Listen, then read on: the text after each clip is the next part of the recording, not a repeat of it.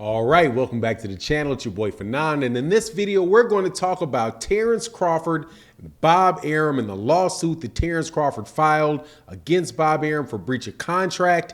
And people on Twitter and out there saying that Terence Crawford has been outsmarted by Bob Arum, as Bob Arum has removed the case from Nevada. Let's talk about that in this video.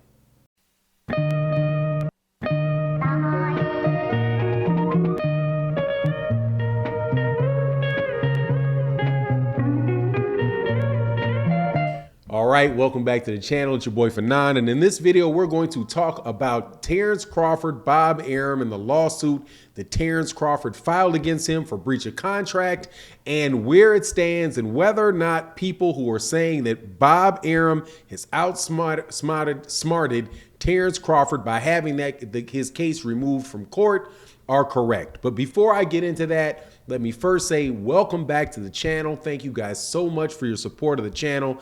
I greatly appreciate it. If you're not subscribed to the channel, please make sure that you subscribe and hit the bell icon so that you can be notified of when we release more videos. All right, so let's go. Terence Crawford filed a lawsuit against Bob Arum and Top Rank, claiming breach of contract over as a result of some promises Bob Arum made to Terence Crawford that were not kept.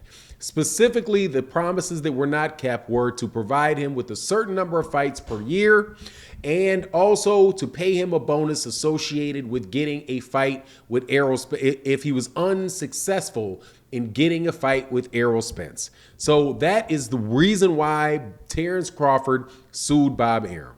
Also, aside from that, he also made accusations around Bob Arum and saying that one of the reasons that Bob Arum did not had breached the contract was related to the fact that he was a racist who did not admit that he did not know that he was willing or how to, excuse me, hope I said that right, that was unwilling to promote Terence Crawford because he was a black fighter in the same manner that he did European fighters and Latino fighters, and also that he did not know how to do that, right? So that's pretty much the lawsuit in a nutshell without getting into the specifics of it, right? Now, why are people saying that Bob Arum has outsmarted Terence Crawford?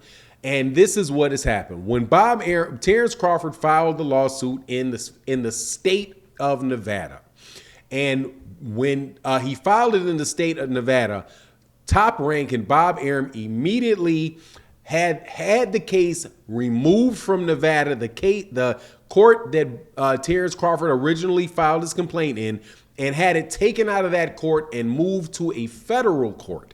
And once it's in the federal court, presumably Bob Arum the rules will be more in Bob Arum's favor, and they will be seeking to have the case dismissed. Okay, that is it in a nutshell. So what is the situation? Why would they have it removed there, right? And what is the case? What's going on right now? So this is pretty much where it is. The reason that they filed a notice of removal claiming Bob Arum filed something called a notice of removal, or request for removal, excuse me, and saying that there was diversity of citizenship between Top Rank, which is a Nevada corporation, and Terence Crawford, who is a resident of Nebraska. And this is how one of the reasons why a case will wind up in a federal court is if the two parties to the court to the case are from different states, right? So if both citizens are in the state of Nevada, then there's no diversity of citizenship and it stays in Nevada. If somebody's from Nevada and the other person from Nebraska, that's two different parties from two different states. It becomes a federal matter. That is what Bob Arum is making. And also, I do believe that the removal is presumptive. That means that once they remove it, that the court is going to assume that there's a reason, that the reason to remove it from state court to federal court is legitimate, and then that is going to be the responsibility of Terence Crawford to have it remanded or brought back to state court. Now, why is Terence Crawford saying that it should? Now, Terence Crawford said it should come back to state court. And why is that? Because he's saying that there is something called, I want to make sure I use it the right word. It is that he is availed a foreign defendant rule, and which says that if you that because Terence Crawford, who is from Nevada, availed himself to the court of Nebraska. He purposely went to Nebraska himself, right? Which is because he would be the diverse citizen, not Top Rank. Top Rank is in the state of Nevada. But since he availed himself, Terence Crawford availed himself to Nebraska, that eliminates the diversity of citizenship because he availed himself to the protection of the state of Nebraska, right? So Bob Arum, he's making the argument, that is Terence Crawford is making the argument that he can't just throw it out just because there's the diversity of citizenship, because Terence Crawford, who was a party not from Nevada, actually sought out Nevada to file it, and I think the standard is that a defendant must have perfectly availed himself to the benefits and the protections of the forum state, establishing minimum contacts, whatever that means, and the exercise of justice would not offend traditional notions of fair play, right? So that's pretty much what they're saying. Bob Arum, as soon as he got the lawsuit, said, we're going to move it to federal court. Now, why would he want to move it to federal court? They would want to move it to federal court, number one, because federal court oftentimes takes a lot longer to go through a case. So pretty much this could be a way to increase the cost of the lawsuit to Terence Crawford. Also,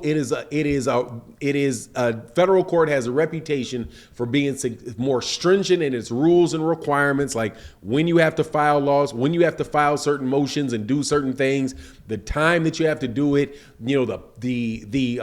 Like I've heard stories of you getting stuff thrown out because you put the wrong color paper, in your complaint or in your response, right? So it's just a lot more difficult. The rumor is it's more difficult.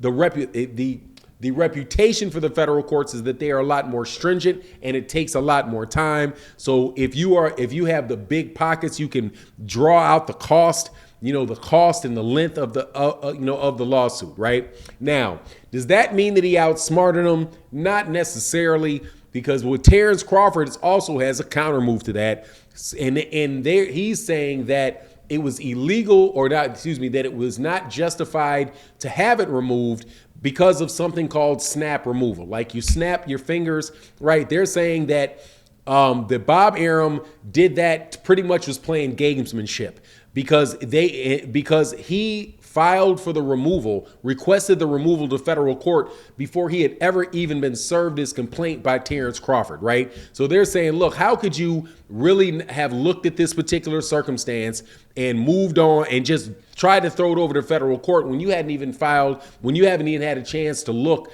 at the complaint, right? And the reason why some courts, and I do believe Nevada is one of the places, at least that's what they're saying in the complaint, is one of the places that do not allow a state snap removal, is because with, now that there's a lot of court cases that are on, that are available in electronic, people will, before they get served, they could be looking at the docket of the court and try to jump ahead and do things based on the fact that they've gotten access, to the information on the docket. And that has been leading people to try to, do snap removals out of court, out of states where the laws may not necessarily be in their benefit, and then try to get over to federal court.